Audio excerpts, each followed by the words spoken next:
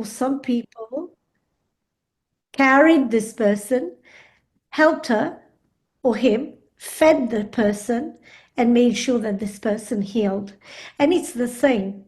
We can't legislate on anything, everything.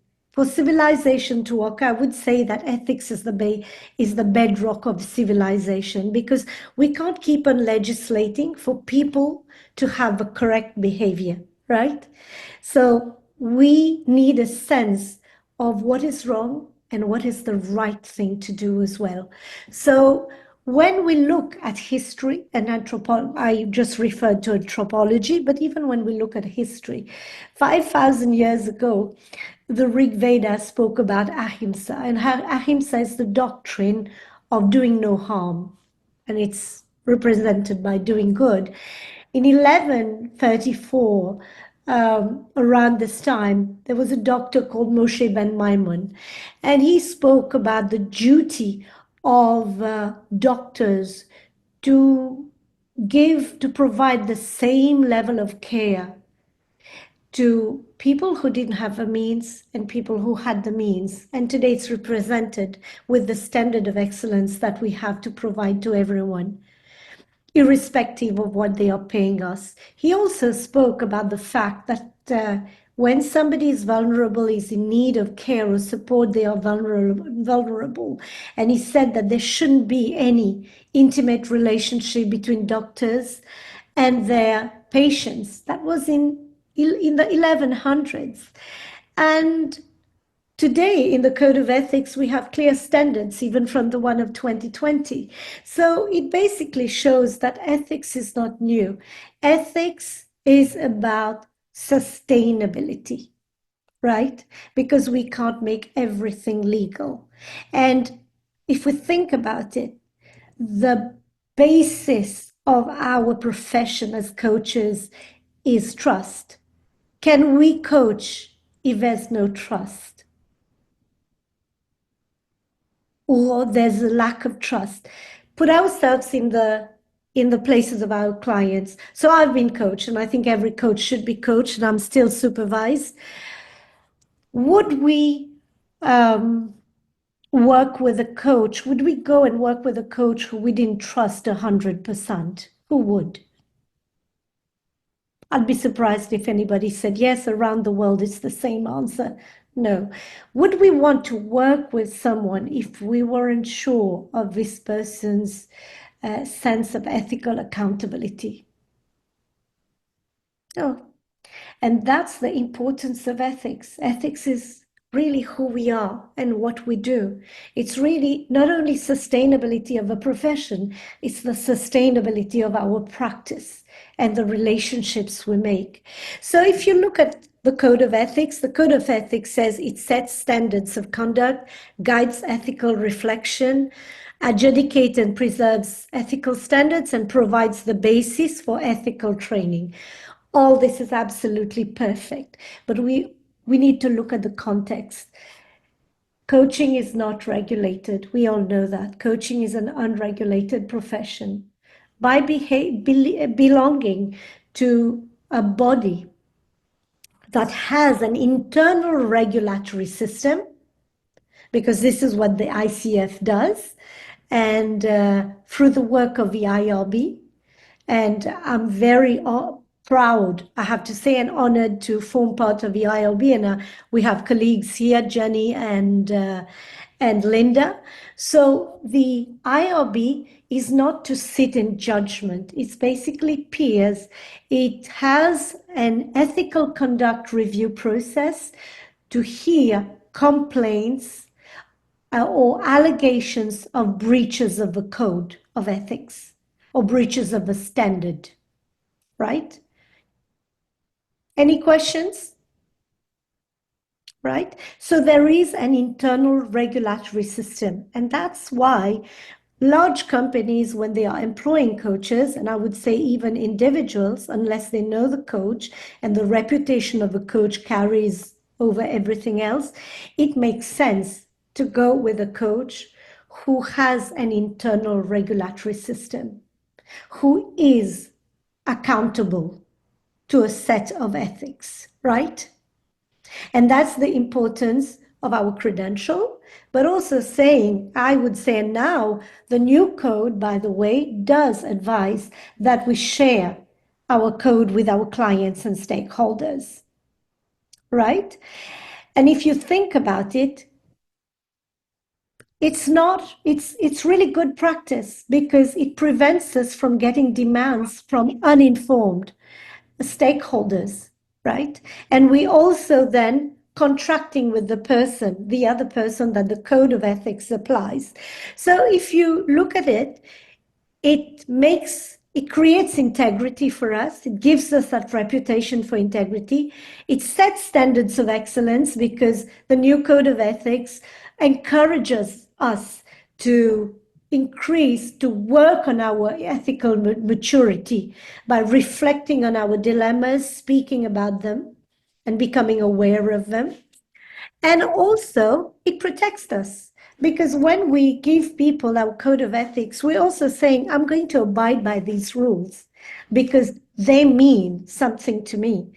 And we're also telling the other person, the stakeholder and the client, that this is what you can expect from me. We're also educating them, right? So if we look at what are ethics, there are so many definitions, and I just put some of the ones that I like. It's a catalyst for moral thinking to function as a quality assurance mechanism. This is what I spoke about just earlier, that it's also about accountability. Ethics are rules that a person uses to make a decision between right and wrong. They help us to know what to do in any given situation. This helps us decide what is correct to take in any given situation, right? So the fundamental ethic in coaching is about doing good. It's about creating safety, trust for our clients and stakeholders within the coaching relationship. And it's very important to say it goes beyond do no harm. What does that mean in practice? In practice, it means we are tasked as coaches to preserve trust. And as much as it is ethical to do so, we are tasked to privilege the benefits of people that we are working with, be it stakeholders or clients, as much as possible. Of course, there are exceptions, right? And this is a difficult task. It's a difficult balancing task. And that's why ICF says very clearly to maintain standards of ethics demands courage. It's not easy. I have been in these places where I had to walk out and lose as well, as opposed to revealing something which would have been terribly unethical, right? Are there any questions in the group chat? Lola, while Leo is looking at the group chat, I had a question. So you spoke about ethical maturity, and that state word kind of caught me. What would, how would we understand ethical maturity? Okay, so it's just like, when we start coaching, we say people who aren't aware can't do anything, right? It Yeah, starts with ethical awareness, right? yeah, Being aware of what's wrong, what's right, being aware of the dilemma. If we don't know, we don't know. There are people who tell me, oh, I've had so many years, never had an ethical issue in my practice. And that's really a red flag for me. Because to work in organizations, especially, and not to have ethical dilemmas is a problem because any relationship, even in two people being in a relationship, there's power dynamics. Now, working with other people without power dynamics, it means that maybe some things are not that apparent. That's ethical awareness. That's a great question, Komal. The second part is ethical reasoning. Once we have the awareness, how do we look at the situation or the dilemma and reason through it and say, what is right, what is wrong? What if I put myself in the position of the other person? What is about my position? What's the impact on society? What's the impact of relation? So it's really the ethical reasoning, right? Ethical decision making is being able to weigh all this thinking that we do together. It's a bit what we do in coaching. What we do in coaching as coaches, we are stretching the thinking of our clients, right? Before they take a decision. We're trying to enlarge their perspectives, get them to reflect on things they have never reflected on. And then they make the choice how to go ahead. So ethical decision making is just the same. It's evaluating all these perspectives, the position of the client, the confidentiality, what does our standard say? What do I want to stand for? What are my values, right? What if tomorrow this was published in the newspaper, would I be comfortable with it? Which is a question I often ask myself. So that would be ethical decision making. And the fourth one would be ethical action. And that's why it's the most difficult, because very often as coaches, we stand to lose. Ethical action, that's why we say demands courage, right? And ethical maturity is being in a position where you can immediately see the dilemma, you can start reasoning very proficiently on it, you take the right decision, and you have the courage, to take action through it, because that's ethical maturity. Have I been clear? Yep, Yeah? absolutely. Thank you Yeah. so much. And if you look at research, research says, Jonathan Passmore says it starts with an intuition, and I like the research by somebody called Knapp. Can't remember the second person's name, Knapp. He said it starts with a feeling. And my advice when I supervise, and my advice to myself, is lean into discomfort, lean into your bad feeling, because don't leave it. Usually when we feel bad, it can be tempting to leave it and to say, oh, I was right, and that's it. But lean into it, because this is where the learning takes place. Lean into the dilemma so that we bring it to the surface. And this is what brings ethical maturity along the journey, right? Yeah. Thank you. In the new code, my pleasure. In the new code, and if anybody thinks the explanation I'm giving is very confused, it happens sometimes, it's 6:30, please stop me and I'll try my best to speak to you. Okay? Hi, Lola. Yes. We have a question and some comments from Yeah. the chat box. Yes, So I'll be Leo. reading it to you. Sure. So Ambry asking, will you be sharing the deck from today's presentation with us, please? Oh, yes, I will. Thank you. Any question about the content? So we have some comments from Joe Burnett. She commented, clients are so trusting, especially at the beginning, as they don't know who I am, what is coaching, what is ICF. The code is in my agreement and I speak about it, yet I don't think they check it out. They must follow their instinct and general integrity. So very important to have the ICF there as a backstop if the client has concerns and needs somewhere to go. And Donna commented, so right, Lola, courage and speed. Absolutely. Yeah. That's So it protects us to have a code of ethics. It protects us, it protects the client. It actually protects us also from demands, especially when we work in organizations. I work 100% of my time now. Since I'm in the US, I do organizational coaching, right? So other people pay for this coaching. And it protects you when, from the beginning, when in your contracting, you say, these are things I'm allowed to do and these are things I cannot do, right?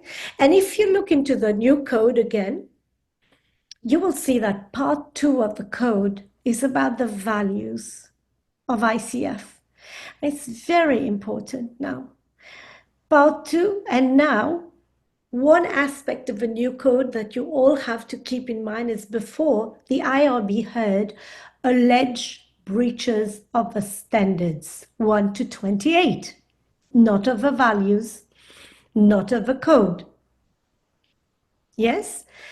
Today, the whole code becomes adjudicatable, right?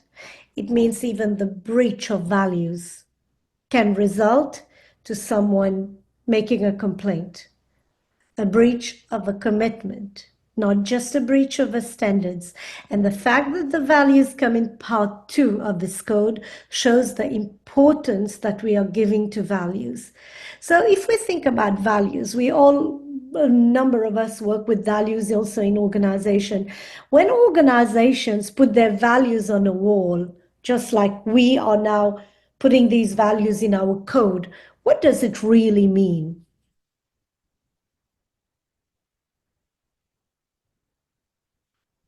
Anybody? It's a promise of behavior. A value is nothing more. Yes?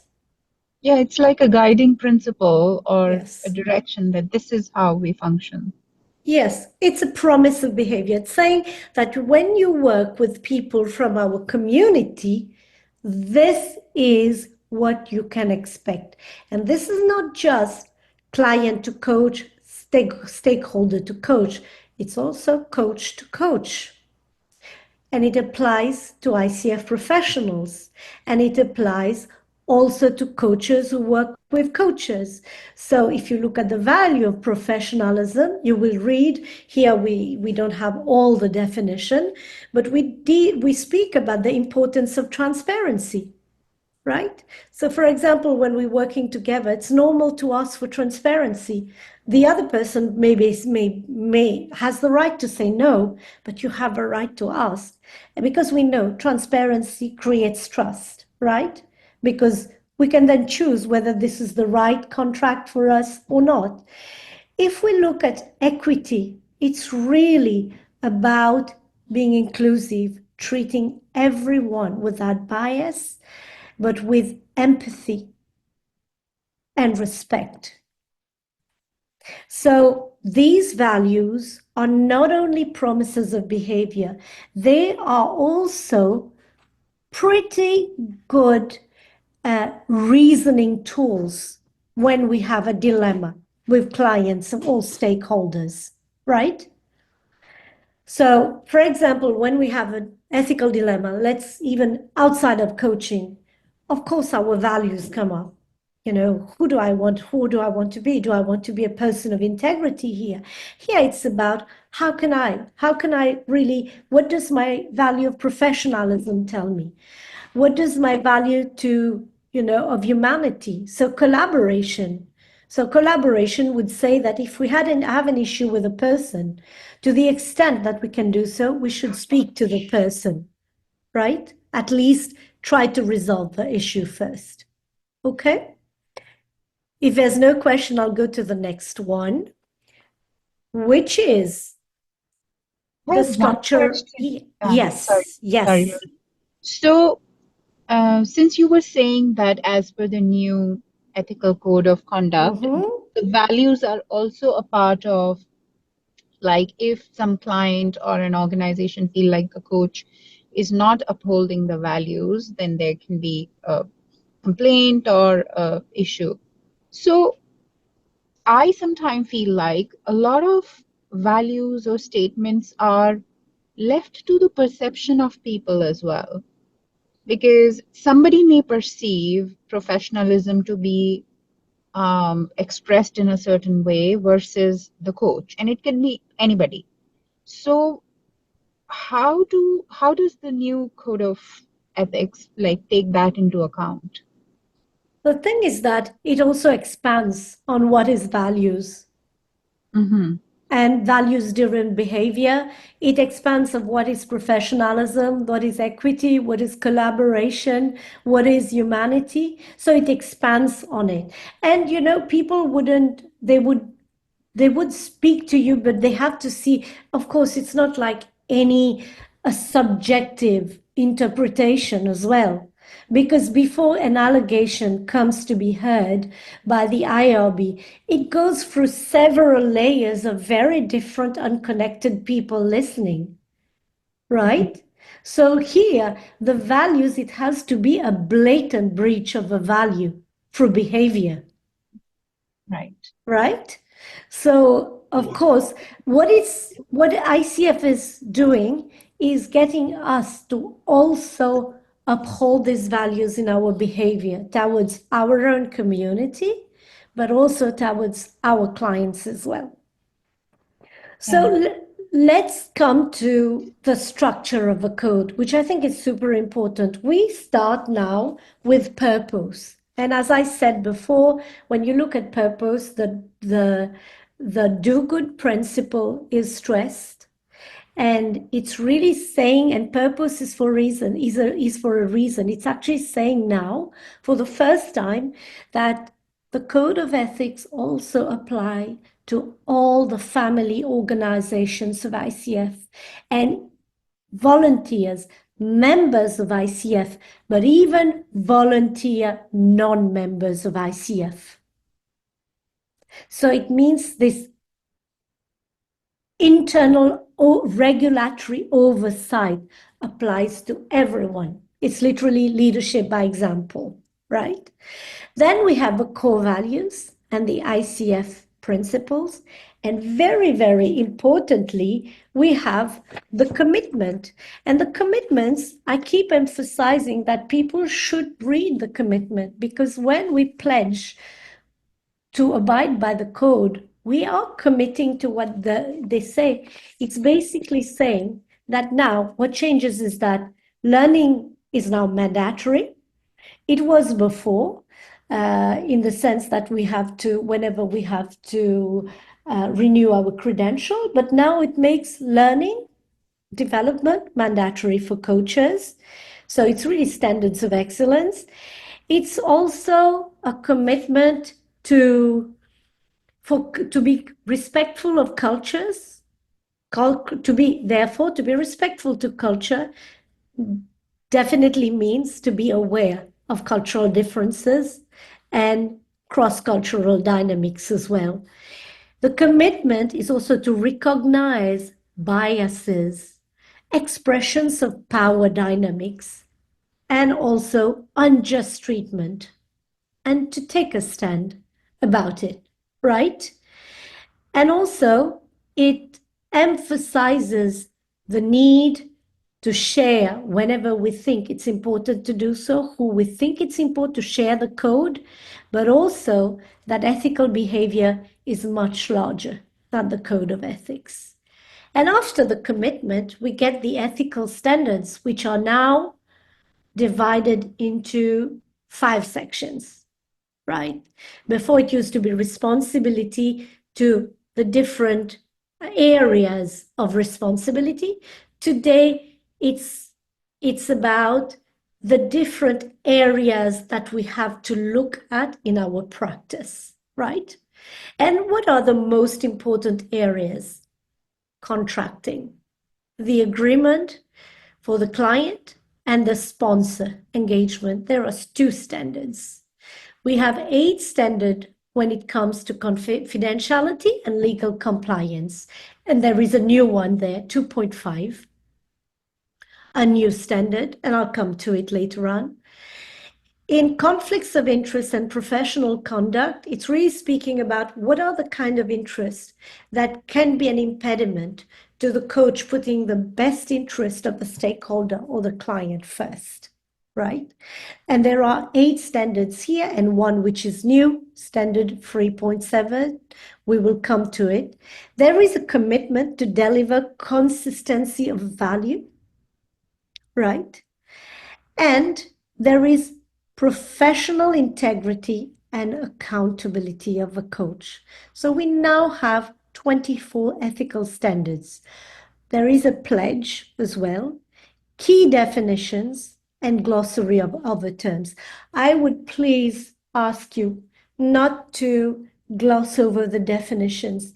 If today you look at the definitions, you will see that when it comes to confidentiality, for example, the definition has changed, and it changes our responsibility for confidentiality as well. Today, what it's saying is that confidentiality is a given when it comes to any conversation around coaching, even before contract takes place, right? And it says that we should not take confidentiality lightly. If a coach is going to share anything which usually would be deemed confidential, there has to be an expressed written agreement of a client.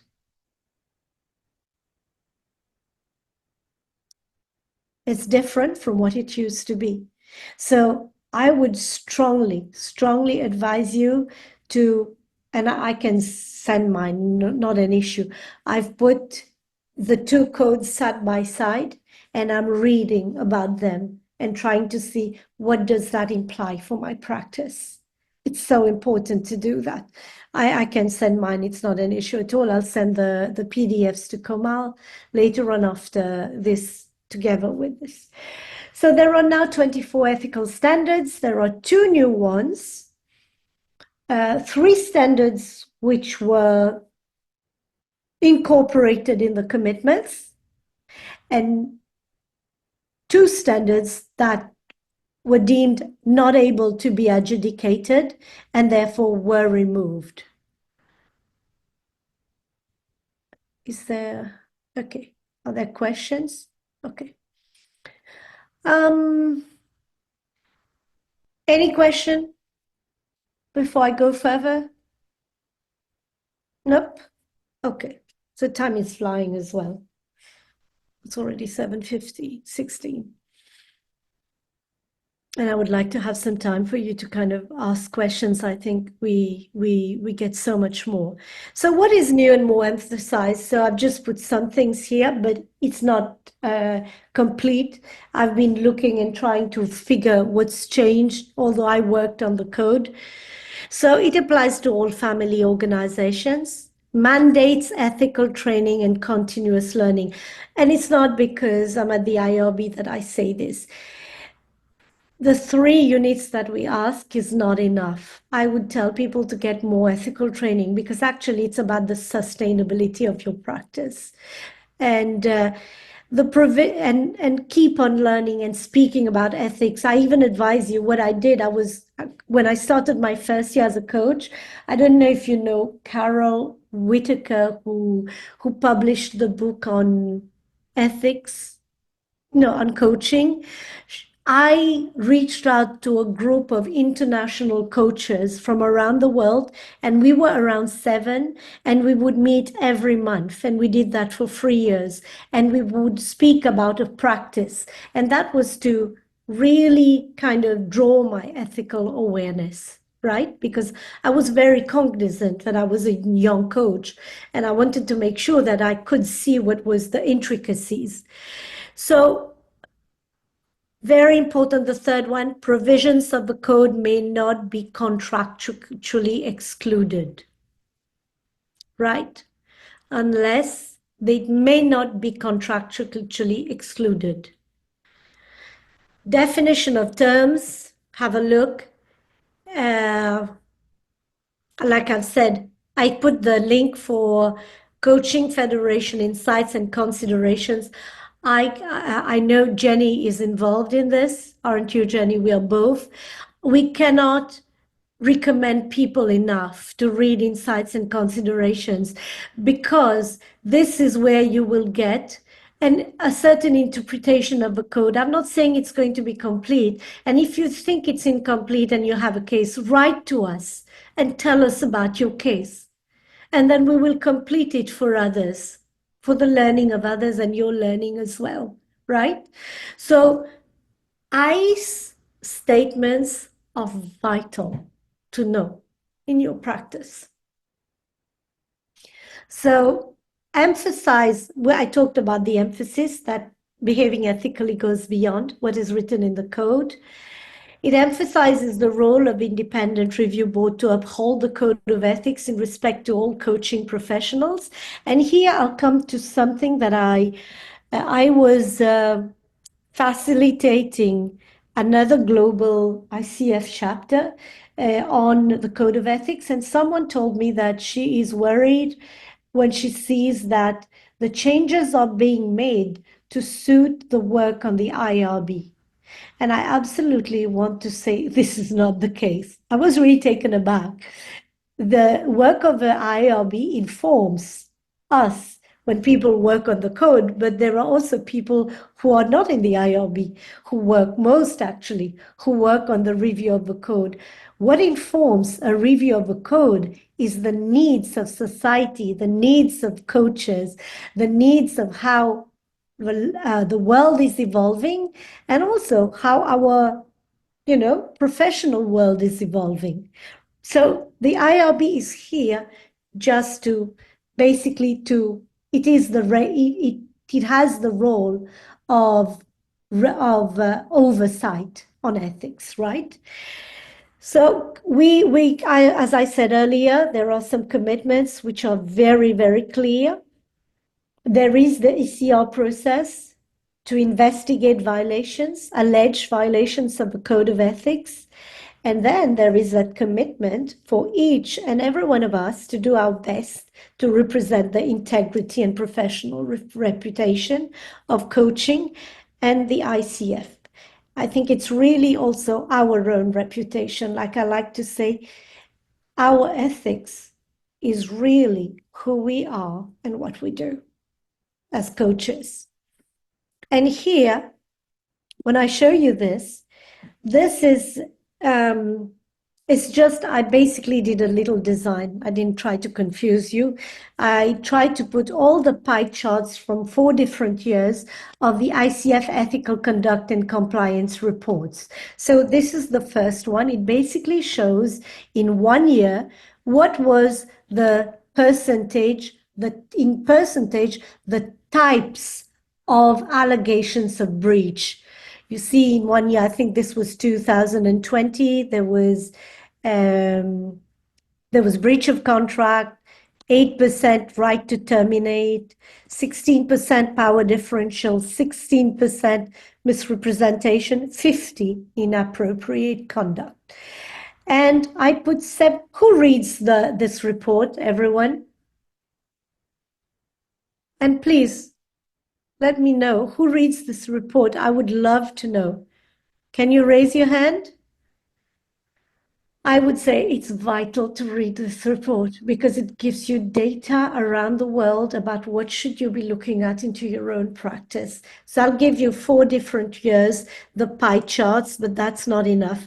And you will see that prior to 2020, there is nothing which says conflict of interest. But as soon as the code changes, 2021, there are allegations of conflict of interest. Because we found most coaches were working in organizations, and it wasn't just internal coaches. Actually, external coaches were having more cases of conflict of interest. And therefore, when you look at these pie charts, and when I look at them, it's never to say, oh my God, look at what they've done. I always have this pinch in my heart, almost like I need to catch my breath, because I always think, how could there be something like this in my practice that I am not seeing?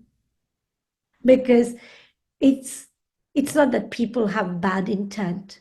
Sometimes people don't know, or especially, and that's why I always try to keep my wits around me. Now I work much less, but for the 8 years I was working long hours. The more work we have, the more our attention span diminishes, and we can let things slip in. And that's why it's important to have a supervisor, right? I have a supervisor because this is where I bring my cases to, and I let the person co-reflect with me, but also to have an ethical board of trusted colleagues. It can also be a great form of supervision. So please read these reports. And then after reading them, just think, let's think what could be inappropriate conduct. Let me read it in the Code of Ethics. But apart from, for example, having intimate relationships or romantic relationships, what else could be inappropriate conduct, right? So it's important because after all, we are professionals, okay? So it could be things like, calling clients late at night without asking for their permission. We could think, oh, we're trying to help the person. But if this happens a few times, then this person can say this, they found that it was breaching the boundaries, right? So think about it. That's why it's important to reflect on our own situation as well. What are the new standards? What is new in the standards? Let's start with the first one. So this is, I did this to help people so that they can see the 2020, what is its equivalent, right? You can see this. So let's start with 2.5. What does and you will see the languaging has changed. So sometimes it can expand also the application of the standard. Please read them. So let's go to 2.5. 2.5 recognizes the fact that, post-COVID world, a number of coaches, us coaches, are working on platforms, not only external coaches, but also internal coaches. A number of organizations have coaching platforms. And what 2.5 says, fulfill my ethical and legal obligations to my coaching clients, sponsors, and colleagues, and to the public at large, directly through any technology systems I may utilize, technology assisted coaching tools, databases, platforms, software, artificial intelligence. Basically, what it's saying is that whatever we use, we have to perform our due diligence and find out what are the rules of this platform. For example, are they aligned? For confidentiality, are they aligned to the rules of ICF, to the standards of a code of ethics of ICF? Find out from your own terms of contract. Find out through your interviews. I've asked. I was approached by a platform, and I think that's one platform that I have been satisfied with. And one of the things was, will I be recorded? Or will my client be recorded? And there was a straight no. And I said, I would like to have this in my contract. And they were fine. So it's for us to make sure that we are abiding. Of course, if they decide not to do it, when we find out, we can walk out, but the damage is done. But the most we can do is finding out. Find out if the rules of a platform contradict ethical duties. Last time I was in a forum and I saw that there was a platform who recorded the coaches. So the client recorded the coaches. So, and for me, it's personal, but you have to make sure that the client knows also what they're doing and what is going to be done with this recording as well.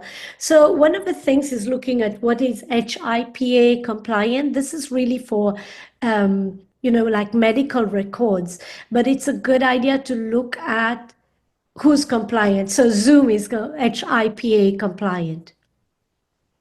It doesn't disclose. So looking and doing a little bit of homework is really important when we're working with platforms. What are questions you would like to ask? Anybody?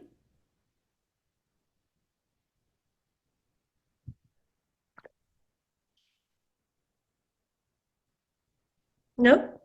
Okay. So, Lola, yes, Chair. I was just thinking, because technology is just evolving in a variety of ways. So let alone what we use as independent contractors, let alone working with a digital platform or working with organizations, hiring staff to work with us, the admin, like there's just so much. I really could use, I try to pay attention to any kind of workshops that are out there, whether they come to coaching or in other industry areas that I have access to. It's really piecemeal. I feel like I'm just still Yes. not equipped enough and caught up enough. So I don't know. It's a call to ICF Toronto or ICF in general. I'd love to sort of hear more workshops on this kind of alignment. I think that's a wonderful, really wonderful suggestion. And that's why we belong to a body to actually say we'd like to know whether we can get an expert. So I have a few names because I attended a workshop, but it wasn't comprehensive. So I'd like to hear. So a few names, for example, DocuSign does preserve confidentiality. Zoom does. I can give you some names later on. Please remind me if I forget. But I think we need these workshops. And by the way, for people who work with us, it's super important that we explain the code of ethics, we explain our duties to them. It doesn't mean, and I hope they don't do it, but if they do it, that's also, we have to show that we did our due diligence. We did interview this person. We did make them sign that they have read the code and they understand very well the complete confidentiality clause. That's the most we can do. But it's very important, especially if we're going to, share names of client or somebody who's working in admin may potentially even see the notes, which shouldn't be the case. Right? And then think about it, transcripts. So I had a question, I think a couple of weeks ago, I was facilitating and somebody said to me, one of my clients refused that I send her transcript to her recording for transcript. She didn't want, because it was a highly emotional session. What should I have done? And I said, what did you do? She said, I'm still doing the transcript. And I said, did you contract for this? And she said, no. And I said, but there's always a way. If you contracted that, you send for transcript, which she did say transcript. You can also ask the person to take the responsibility for that, because they do not want anybody else. And therefore, and we also had to see, did I contract for this to actually translate a transcript? No. So there's always a way out. We really need to think about it, but confidentiality is so important. And I think what you said is very relevant, asking to be trained on these things, because coaching, and because of the world which is evolving, it's becoming complex, but also it's a byproduct of the success of our profession as well. Yes, Jenny. I have a question in terms of disclosure. So as you mentioned and Joe mentioned that we use technology for everything, content creation, business, running the business, and coaching itself. So in terms of 2.5 and the whole code of ethics, actually, how much of this we need to disclose to the clients? How much is enough to feel that for example, as you mentioned, we're using third parties software, which we don't have control over. So if they lose the data, I can't do anything about it. But if I said to my client that what I use, they can make the decision to allow me or not. So how much of this disclosure is enough? I think as long as you're going to share data that belongs to the client, you have to say the client, I've done my due diligence here. Zoom is pretty safe. You remember when we were coaching during COVID? And Zoom wasn't that safe, by the way. There were people crashing coaching sessions. And I had to tell my clients this. I said, look, we're going to have a session. If you're not happy, I can do it by WhatsApp. Because if somebody comes in, we just stop speaking, right? So, and it happened once when I was speaking to a colleague. So it's doing the best we can. At the end of the day, we can't fault someone who's taken the precaution.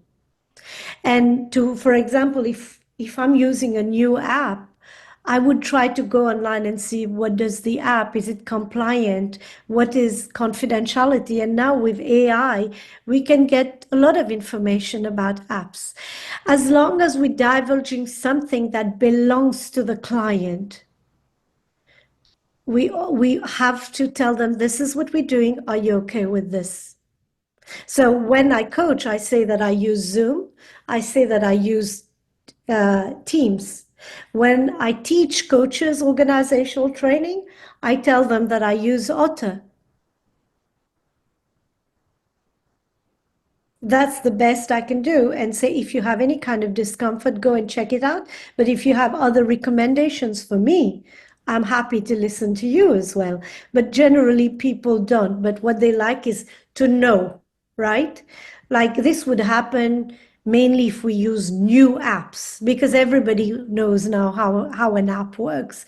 And look, for example, if I'm using Zoom today, but somebody's recording, and tomorrow we find this on YouTube, and they've changed our words. There's nothing else we could do. We did the best we could. We can't be faulted for this, right? Yes, Suzanne.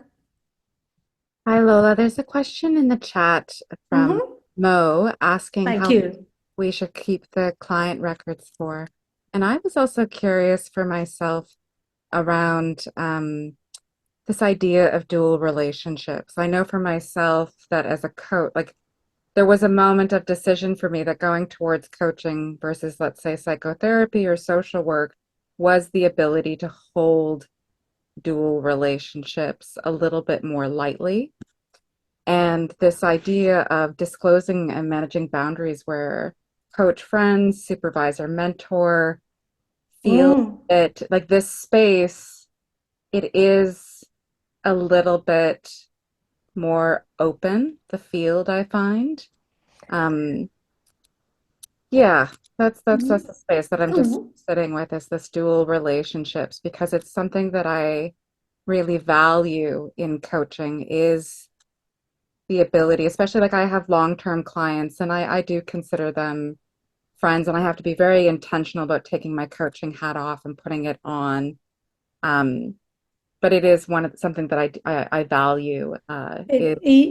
We have to be very careful because it can be dicey. And we're coming to the next part, the next slide, Suzanne. I really like your question because it's really what 3.7 now speaks about. And if you go on LinkedIn today, you will see an article by a doctor from New York. I think she teaches health coaching in New York.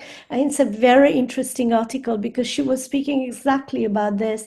3.7 recognizes that ICF professionals today, exactly what Suzanne says, often serve in multiple professional roles based on training or experience.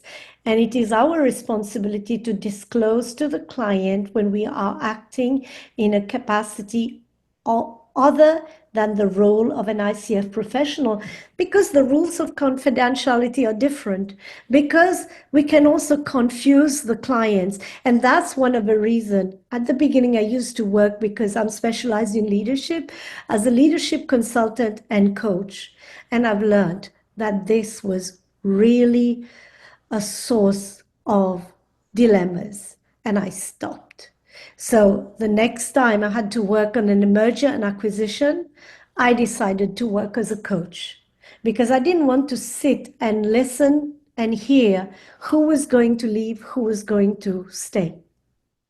And before the code of 2020, there were cases where people were doing HR jobs and also coaching, but there was an inherent conflict between them.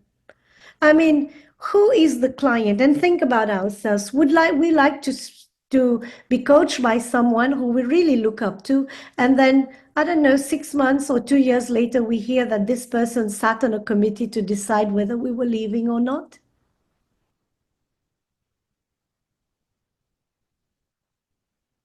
Feels funny, doesn't it? So that's why it's about the duality or multiplicity of roles, but also this is two-pronged, 3.7. It's the duality of roles in the organization, and also the duality and multiplicity of roles within the session, which is what Suzanne was speaking about. It's the duality of roles in the relationship, but also in the session as well. When am I doing therapy? When am I coaching? And here, The I statement explains really clearly what we are supposed to do. If our contract was for coaching, we have to tell the person, ask for permission. May I? First, we have to ask for permission. May I right now step out of coaching and go into the other role? And if the person says yes only, then we can go. But also, we have to inform the client what this means as well, right? Because it's not easy. Think about ourselves. If we are being coached by someone and that person is shifting roles within the session, it's asking for permission. I think what's also very important is the multiplicity of roles outside. We wouldn't like someone to be consultant or to be an HR consultant and also to be coaching us, knowing our deepest vulnerabilities, right? Having heard us vent, Suzanne seems to have a question again. There's another question in the chat, and I would add that my most dicey interactions have been at the HR intersection, including my own hirings of learning and development people coming through human resources or internal coaching, and then becoming embedded in a way in which their position on strategy was really apparent. And I ended up personally, like, just part of my burnout was a poor relationship with a coach that I didn't have the capacity to understand. And then it bit me in the ass, and now a year and a half later, where I shared personal things within an HR relationship, within a coaching relationship, that then came back from a leadership performance perspective, that there was no way, and it was very muddy. And I actually did it to myself as the general manager of the organization. I hired this person, so it was very confusing. So I really appreciate this landscape. Suzanne, I've seen this so often in 16 years working globally. I've seen this. So to give you an example, I once worked with someone, and because I was a lawyer for 10 years, so I had been trained on ethics. I am so grateful that I never discussed my cases no matter what. And because I had a sense, well, 2 years later, this person forms part of the executive committee. Right? So it's an issue. And there are So a couple that's, questions in the chat. Sorry, I just want to make oh, sure. sorry, I'll make Okay, sure that sorry. I'm reading to that. So, yeah, in another session and an external, it should be okay. Well, Priscilla, sometimes, yes, as long as we disclose our multiple roles, but you will see consultant and coach very often can conflict, especially like I can tell you working in merger and acquisition, it does conflict. And also relationship with HR.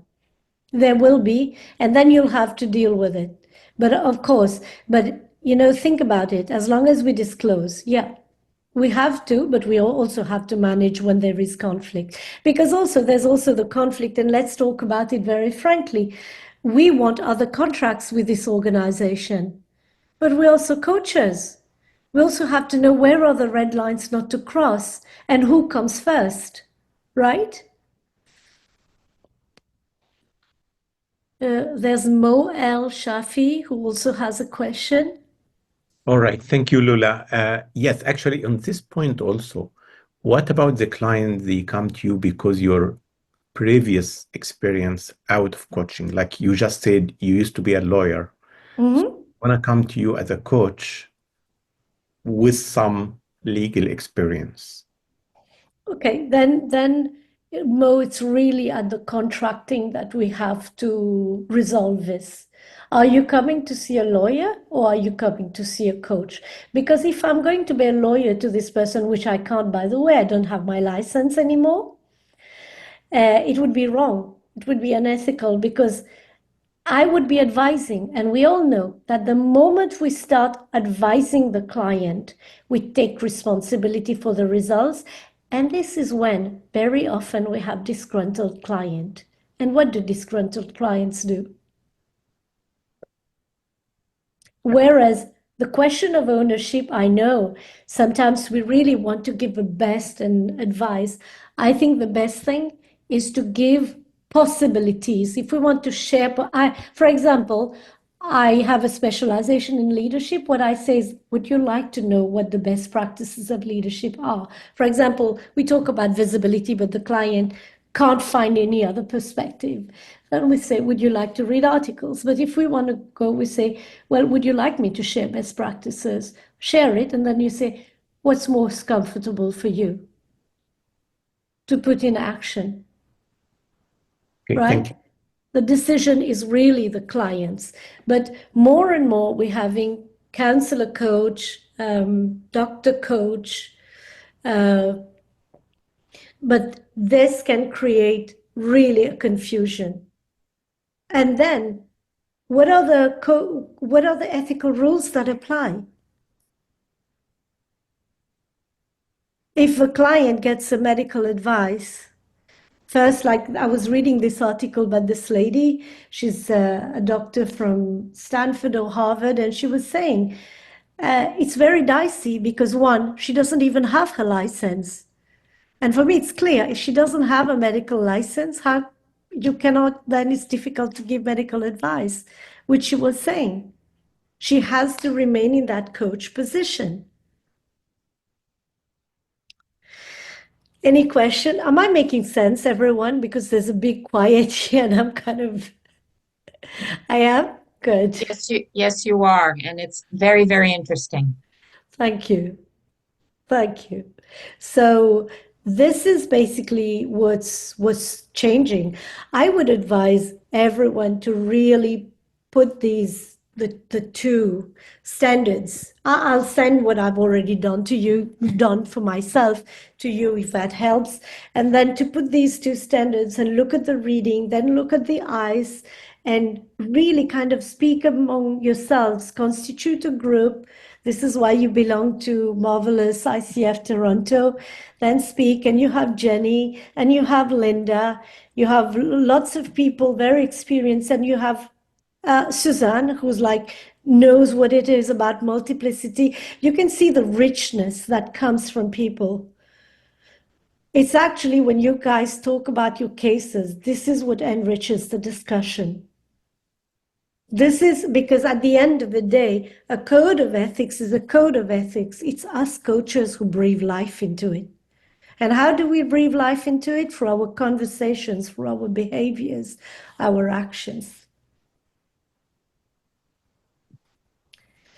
Any questions?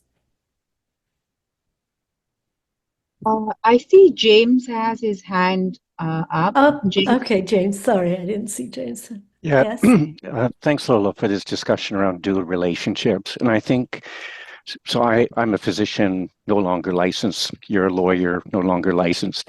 I think what we sometimes forget is that we may be really clear about the dual relation, but our client or coachee may not be, because the client or coachee continues to see you as a lawyer and as a coach.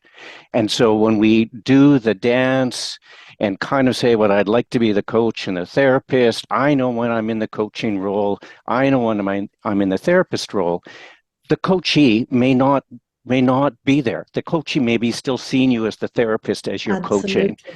So I think it's really important for us to really go beyond, I think I'm really clear, to say, well, I have to be absolutely sure that the coach and the client is really clear. And it's pretty confusing in the same hour if you're saying you're the therapist and the coach and you're the coach. Yeah. Anyways, great discussion. And this is the messiness, but we need to try and be not messy as much as possible. Yes, awareness is really important. I mean, I found out at my own expenses that it was very difficult for me to be a consultant in leadership and coach in the same organization.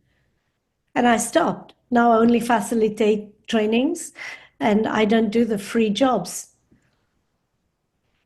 So it's really like James said, it can be very confusing for clients. It's better to be very, very clear. We have everything to gain by being extremely clear with clients about our roles and saying, I may be, for example, if someone is a consultant, you say, I may be a consultant, but whatever is exchanged here will never go out. But also think about it. If you're a consultant and you're a coach, don't you think there'll be the temptation from human resources to ask you questions? Yes? Absolutely, Lola. I completely agree because no matter how aware we are, sometimes we consider ourselves to be superhuman. Like I am not susceptible to biases, or I'm not susceptible to, merging and blurring the boundaries of different identities that I hold. So I hear that, the clarity and of the situation and holding ourselves clear, I think more than Starts with anything, us.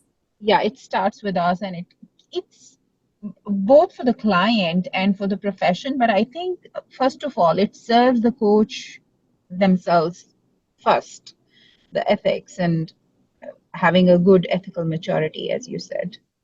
Absolutely. It's first we create clarity for ourselves. I can tell you it took me a repetition of weird issues and dilemmas for me to realize, even as a consultant, I don't think you're doing really well here. You have to choose which one you are.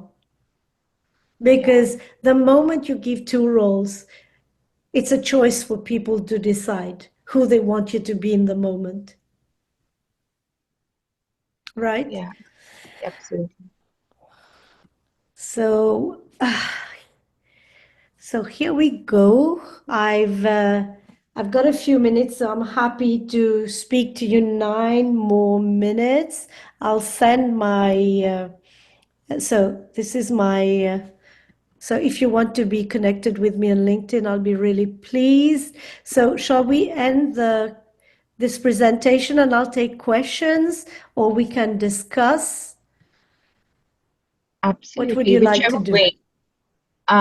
So Suzanne, do you see any more questions in the chat box, or anybody who has any question, thought that's popping up? We can In fact, reflect together. yeah, just unmute and Please unmute say yourselves it. and just feel free to ask. We can even reason for something. But again, think this is going to be recorded. So, Yes. so it's not confidential. Yeah. And one thing I think, first of all, thank you so much, Lola. It's been I such see. wonderful information. Sorry, you see somebody's hand up? Yeah, there's Lisa. Sorry, I interrupted you. I just saw a comment by Lisa Rothstein, which is very interesting. Yes, I'm sorry, I interrupted you. No. Please go ahead. Let's go ahead with Yes, that. so Lisa said, this is really interesting. I see Management Consulting Association pushing coaching education, but you see that can be confusing. Yes, absolutely. I can't see Lisa, but absolutely can be. I myself teach managerial coaching because when you're in a managerial position, you're in a position of higher hierarchy. When you coach, this hierarchy doesn't disappear. And when we are, and that's why managerial coaching is different from usual coaching that coaches would do. And even if we became coaches, think about it, all of you. Think about all the managers you had. Would you have been coached by them and told them your deepest vulnerabilities? And here's Donna saying no. So that's it. And that's also the value that external coaches bring to organizations. Because when someone belongs to an organization, doesn't mean an external coach doesn't have conflict of interest. But when you belong to an organization, there's also more possibility for conflict. And also you have duties towards other people as well. And there's also a whole hierarchy there. I'm not saying not at all that people are not of integrity, not at all. I think there are lots of people who work who do a great job as internal coaches, but it's like it's more difficult, right? Yes, Jenny? So you mentioned quite a few times, how important is contracting phrase, right? So when we're establishing relationships and the roles and responsibilities. And I'm a lawyer in the past too, right? I know. So when I hear word contract, in my mind, it comes also not just talking about this, but also having a written agreement. However, I hear from many coaches when they say, do you want me to send 20 pages like agreement to my client? It's so dry and so business-like. It's not coach-like behavior. So I would like to hear you, because you also was a lawyer, right? And you understand the strengths of the written word. So where is this beautiful balance between still having a written agreement, but not making it too heavy and complicated? And here I think it's really the coach's mindset. The thing is that a written agreement protects the coach and protects the client. So it's not about sending 20 pages. It's saying that when this agreement is not to annoy you, it's actually to protect you, because this is my commitment to you. I don't see any clients refusing such an agreement. Because at the end of the day, if we don't have an agreement and you say, I didn't agree to this, and the client says, oh, but you did, but it's not in the contract, then what do? As opposed to, we have a contract, something new happens. It can happen, right? And it wasn't in our contract. There's something new that happens and we didn't take this into consideration. We can always say, okay, this is something we could not have foreseen. Can we recontract, please? And any client, but we also have to put ourselves in the place of a client. None of us would say, yeah, fine. It doesn't mean because we did contract, you have to do it. Because before, we have this culture where we had a clear agreement of what would happen. I mean, sometimes I think, how can the coach not send a contract, but feel really comfortable to send an invoice? Yeah. We could also say, okay, we will send any invoices, just pay me. So I think, Jenny, it's not just the fact that we are lawyers. We also have to think, how do we protect our clients? And being a coach, it's about how do we protect ourselves? How do we protect our clients? And having a written agreement protects both the coach and the client. Yeah. Well, everyone, time just flew. I'm really pleased I came. Is there anything else that I can? And thank you for the comments that I see. Could I take a picture for people who wouldn't mind to see their pictures posted on LinkedIn? I love taking these pictures. I'm Are okay. you okay with that? Oh, I would be so pleased to be able to do that. And if you want to put a comment, negative or positive, on your experience for today on LinkedIn, I would be super, super happy. Thank you. Thank We you, have- Lola. It's been really, really insightful and informational. you. And also, telling us that there is still so much more to learn in this space and continue to learn about ethics and continue to reflect on these aspects. So any further resources, any further, suggestions or whatever you can share with us, we'll be happy to take this forward, share with our members, and then, put it up on the website as well. Yeah, I would say, please read the code. Start with the code.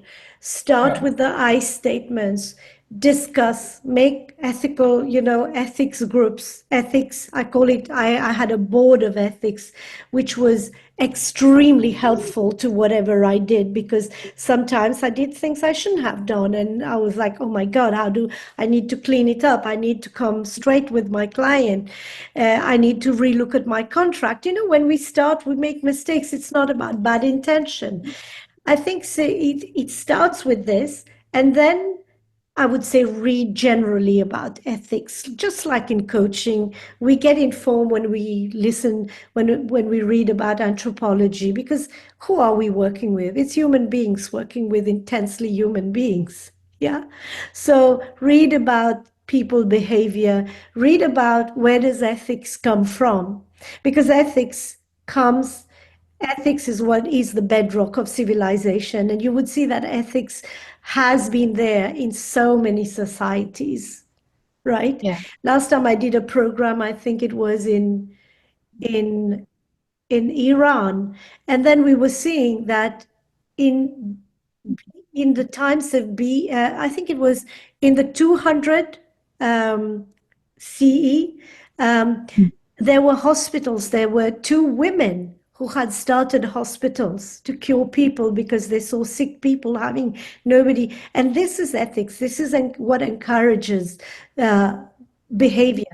And you know what?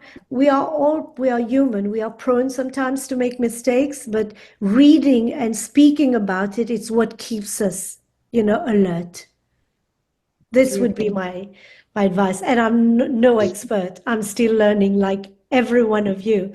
And Jenny knows that I'm still confronted to cases where I don't know what to do. Oh, wonderful. Well, thank you so much, Lola. And thank you to Jenny and yourself and Leo, To you, Suzanne, Kamal. everybody who made today's session possible. And thank you so much for everybody to hold your patience and not go anywhere despite me starting it a little late. And I wish you all a wonderful rest of the evening. Have a very good night. We'll see you Thank you. next time. Thank you, everyone. Thank you. Take care. Bye-bye. For everyone. Goodbye.